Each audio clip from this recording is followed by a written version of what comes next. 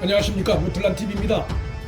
미래통합당과 미래한국당의 공천 진통이 오히려 두 당에게 전화 위복이 될 전망입니다. 현재 이 양당에서 전개되고 있는 공천 진통을 지켜보며 적지 않은 국민들이 정권 심판의 호기를 놓치게 되는 게 아닌가 우려의 시선을 보내고 있는데, 미래통합당과 미래한국당의 공천 상황을 좀 더 깊이 들여다보면 전망은 그 정반대라는 것을 알 수 있습니다. 그 이유를 자세히 살펴봅니다.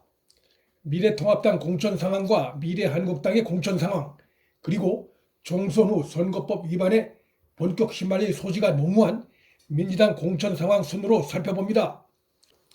우선 미래통합당이 김용호 공관위 체제가 결정한 최홍 강남을 공천을 취소하고 박진 전 의원을 전략 공천했는데, 이로써 미래통합당은 선거운동 기간 중에 민주당 등 상대당으로부터 제기될 수 있는 최홍이 과거 금융제재를 받은 전력에 대한 공세로 그의 금융 전문가 이력이 송두리째 공격받으면 물론 미래통합당 텃밭이 흔들릴 수 있었던 소지를 원천 차단할 수 있게 됐습니다.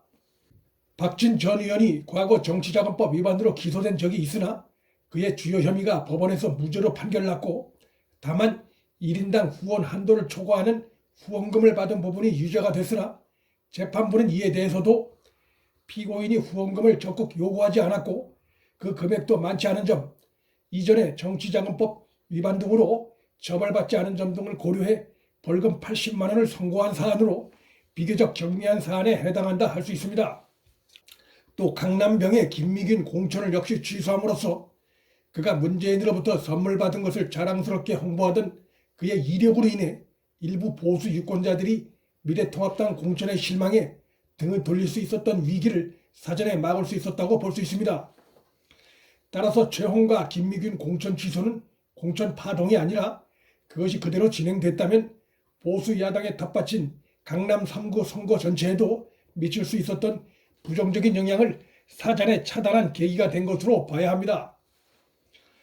유서를 써놓고 잠적해 많은 유권자들의 근심을 야기했던 미투 의혹에 휩싸인 부산 북강서울의 김원성 공천을 취소함으로써 선거운동 기간 중에 상대당으로부터 미투 대상 후보 공천이란 치명적일 수도 있는 공격을 받을 소지를 미연에 방지했습니다. 미투 논란이 촉발되면 그 당사자는 물론 당 전체가 타격을 받을 수 있습니다.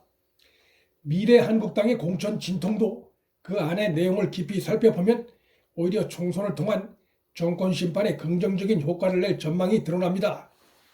미래통합당이 미래한국당 한선교 공병호를 교체하고 공천 명단을 전면 재조정키로 한 것에 대해 일부 언론과 일부 보수 유튜버들까지 법 위반 우려를 제기하고 있는데, 이것은 기호에 불과합니다.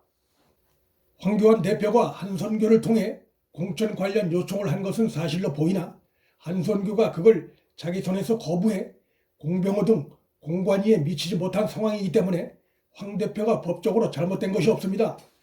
미래한국당 공천이 국민 열망 기대와 멀다, 대충 못 넘어간다는 황교안 대표의 정치적 발언도 그 발언 자체가 법적으로 문제가 될 수는 없습니다. 친황계 인사들이 미래한국당을 접수했다는 표현은 언론의 표현이고 역시 공천의 법적 정당성을 흔드는 이유가 될 수 없습니다. 공관위를 교체하고 공천자 명단을 조정하는 것은 선거법이 정하고 있는 기본 절차만 준수한다면 정당 자율에 관한 사항으로 법적인 문제가 될 수 없습니다. 오히려 한선교와 공병호 체제를 그대로 둔 채 일부 후보자 공천 순위를 미래통합당 추천 후보를 당선권에 두는 선에서 적당히 타협하고 공천 진통이 마무리됐었다면 순위가 밀린 다른 비례 후보들의 반발과 함께 황 대표의 요구로 비례 후보 순위가 바뀌었다는 비난과 법적인 논란까지 야기될 수도 있었습니다. 오히려 미래한국당 공천 관리를 전면 교체해서 새로운 체제에서 후보를 조정하는 것이 법적으로나 또 총선 후 정치적 연대를 튼튼히 하는데 더 안전한 방법이라 할 수 있습니다. 오히려 법적인 위기는 민주당에 있습니다. 그들이 추진하고 있는 속칭 비례연합정당 플랫폼은 민주당을 포함한 5, 6개 정당으로 이루어진 정당이기 때문에 단일 공관위를 구성하기도 어렵고 공천 과정에서 민주당의 직접적인 입김이 개입될 것이 예상되고, 무엇보다 정당별로 비례 후보 순위와 인원수 조정 작업을 어떤 근거로 어떤 기준으로 할 것인지 이 모든 절차를 과연 현행 선거법 규정을 위반하지 않고 할 수 있을지 매우 불확실한 상황입니다. 민주당의 더 큰 위기는 지금 또다시 조국 늪으로 빠져들고 있다는 것입니다. 조국 정경심 재판이 최근 본격화됨으로써 그들이 재판장에서 하는 무책임한 언행들이 선거 기간 동안 노출될 수밖에 없고, 그것은 중도 유권자들로 하여금 민주당 세력으로부터 등을 돌리게 하는 요인으로 작용할 가능성이 큽니다.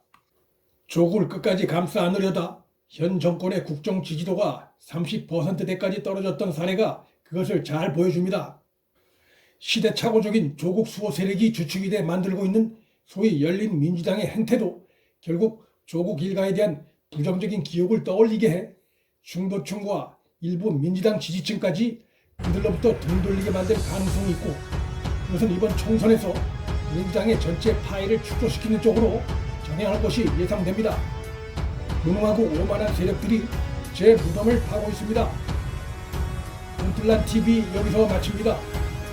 구독과 좋아요, 알림 설정, 방송 공문, 방송 제작에 큰 힘이 됩니다. 시청해주셔서 감사합니다.